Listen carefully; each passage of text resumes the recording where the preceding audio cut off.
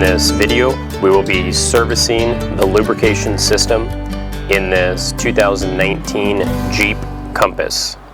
For a portion of this service, I will be using Rhino ramps. I will be using wheel chocks behind the rear tires, safety stands just in case the Rhino ramps fail, and the parking brake will be activated. This vehicle has just over 500 miles on it. Through the driver's side door, we can gain access to the hood release latch. Located by the driver's left knee, we can gain access to the hood release latch. And releasing our secondary safety latch, we can open the hood. Taking a look inside the engine bay, we want to locate both the oil fill location and the oil dipstick.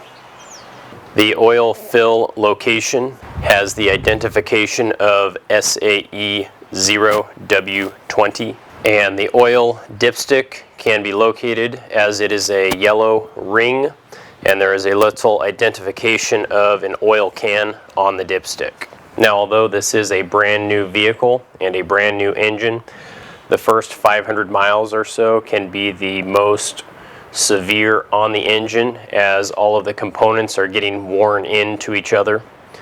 As the vehicle sits currently, there are 517 miles that have been run on the OEM bulk oil. For this service, we will be installing AMSOIL's Signature Series 0W20 100% synthetic motor oil. However, prior to the oil change, we will be running AMSOIL's engine and transmission flush through the engine. This will help prepare the engine for the installation of the new oil. To begin, we need to remove the oil fill cap and install a funnel.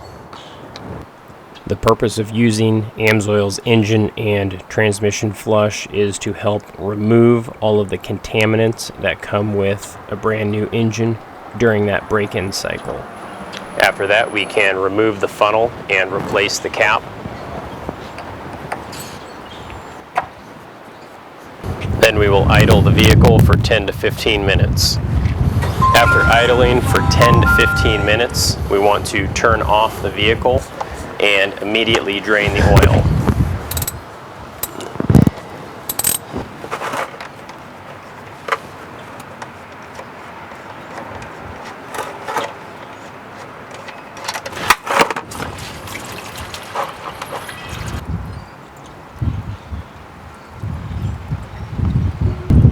While the oil is draining, we can locate our oil filter. The oil filter is located a little bit in front, towards the front of the vehicle, of the oil pan and the oil pan drain plug, which we just pulled.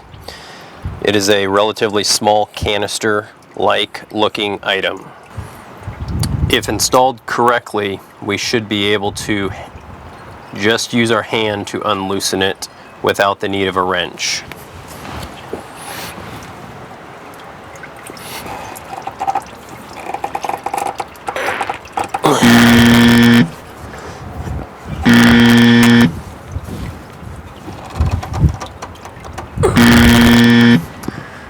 This one seems to be very tight. We'll have to go to plan B.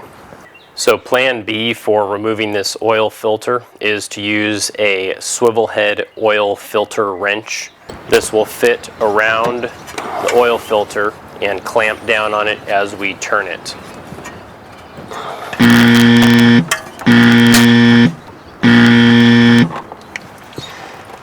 So between the oil filter wrench, some good rubber gloves, and a lot of muscle, I was able to get that loose.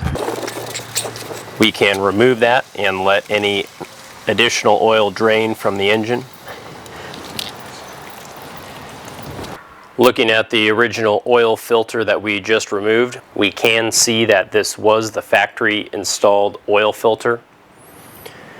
We also want to check to make sure that the rubber ring came off of the engine and is on the filter. We do not want to have a rubber ring stuck up in the engine and install a second filter with a second rubber ring on that, that would cause the lubrication system to leak. Because our rubber ring is affixed to our original filter, we're good to go.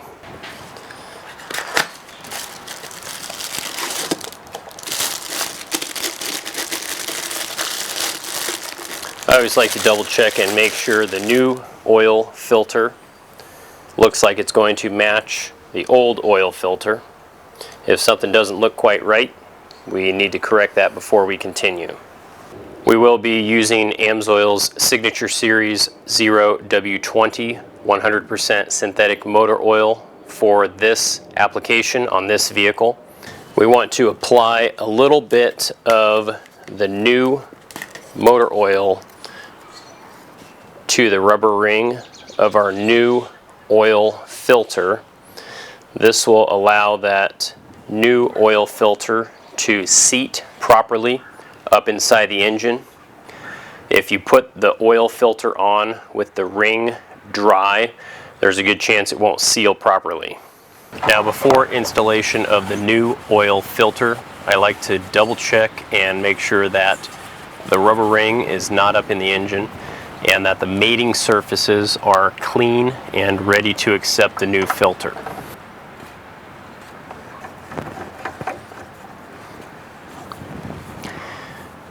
I'm going to put this filter hand tight, and then I'm going to come back and tighten it about another quarter of a turn so it's on there real snug, but when I go to replace this, I'll be able to just use my hand and loosen it. Now, unfortunately, I did drop the oil drain plug into the bottom of my drip pan, and rather than digging through it with my hand and trying to find that plug, I'm going to take a small magnet and hold that magnet with a pliers. I'll move the pliers around until I hear that metal plug catch onto that magnet, and then I'll pull it out. And then I can clean it off.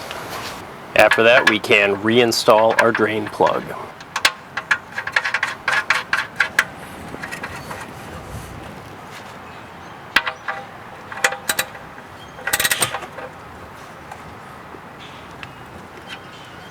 Back on top of the vehicle, we can remove the oil fill cap and install a funnel. With the capacity of the oil filter, this vehicle holds 5.5 quarts of SAE 0W20 motor oil. Again, we are using AMSOIL's Signature Series 100% synthetic motor oil. After adding 5.5 quarts of oil, we can remove the funnel and replace the cap for our oil fill location. We're going to run the vehicle for about 30 seconds, but prior to starting it, double check to make sure there is no oil leaking profusely from underneath the vehicle. And lastly, I always like to double check the oil to make sure it is within the acceptable range.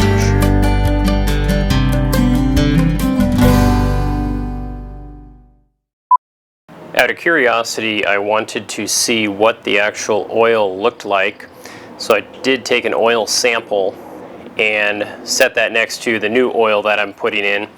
Now, the oil sample on the left is the OEM manufacturer fill oil. Typically, many manufacturers use a subgrade bulk type oil because it's a little bit cheaper. This oil has 517 miles on it. Obviously, the oil on the right should look nice and clean because it is brand new. The oil on the right does have 0 miles on it and is AMSOIL's Signature Series 100% synthetic 0W20 motor oil. Now, color alone really does not give you a clear indication of the quality of the motor oil. However, we assume that this factory fill motor oil going through the first 500 miles would be very rough on the motor oil. Thus, it is common for it to look like this. Obviously, after that initial break-in cycle, we are replacing it with a much higher quality product, which will lengthen the life of the engine of this vehicle. I took a look at some of the oil in the oil pan, and I kind of felt like I was panning for gold. There is quite a bit of shiny speckles in it.